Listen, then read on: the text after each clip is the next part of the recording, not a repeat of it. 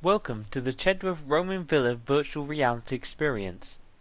At specific points of the tour, you'll find hotspots with information and images relating to the environment around you.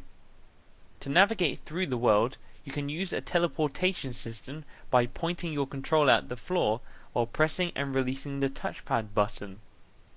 The laser and target will turn blue for surfaces you can travel to, but will turn red for inaccessible areas, and therefore you will not be moved.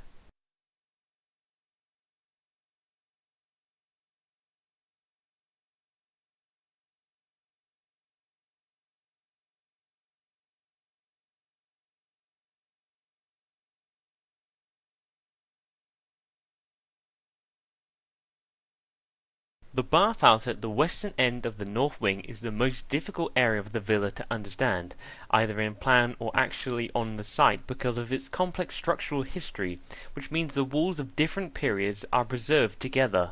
It seems to have started life as a very simple bathhouse of the early villa consisting of two hot rooms, possibly one steam heat, one dry heat, with other rooms now lost.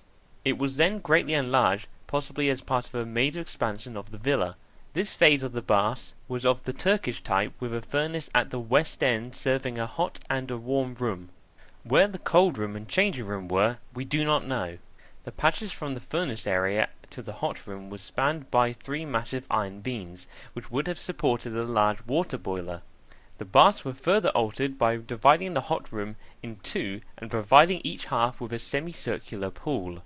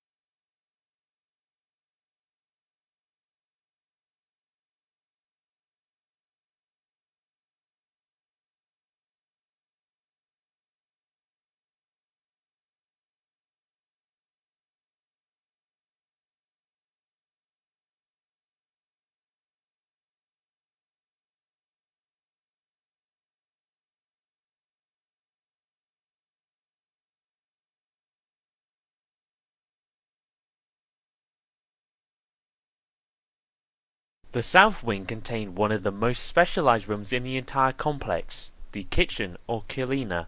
The base for a large oven, or fornax, was sited just inside the door. Built of stone and clay, it probably worked like a modern tandoor. Principal meat animals were cattle, sheep, and pig. Meat was expensive, so would rarely have been eaten by the servants. The owner and his family would have eaten beef, pork, mutton, and lamb more regularly, particularly when guests were dining. The Romano-British period also saw the introduction of a range of vegetables such as cucumber, new herbs and spices, and fruits such as the cherry.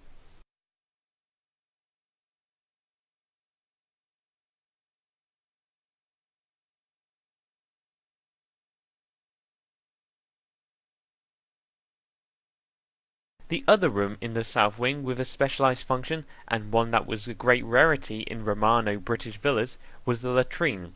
A door in the south wall of the kitchen would have given access to a short passageway off which opened a small latrine or latrina. Against the south wall would have been a bench with holes in it. Privacy was not a priority.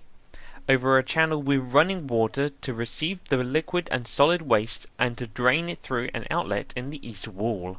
In the northwest corner of the room was a stone basin for water. the overflow of which ran in a shallow channel in front of the bench so users could clean sponges on sticks, the Romano-British equivalent of toilet paper. Putting a latrine next to a kitchen might seem unhygienic to us, but the Romans did not know about germs and their role in the spread of disease.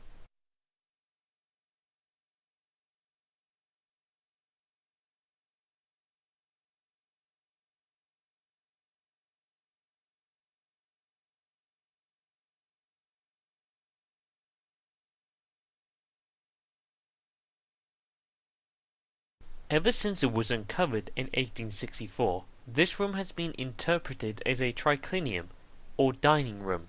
In a Roman aristocratic residence, the triclinium was one of the most important reception rooms, since it was used for entertaining and dining, where the wealth and cultured tastes of the host can be displayed to maximum effect.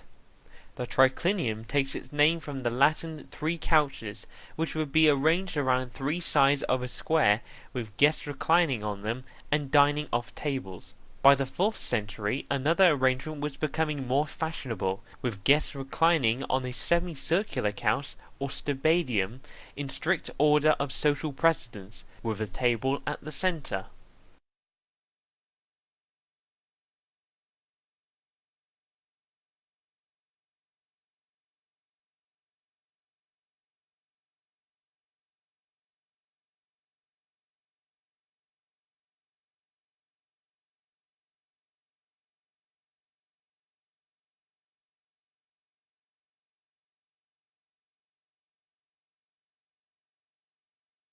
The Nymphaeum is a key historical religious feature.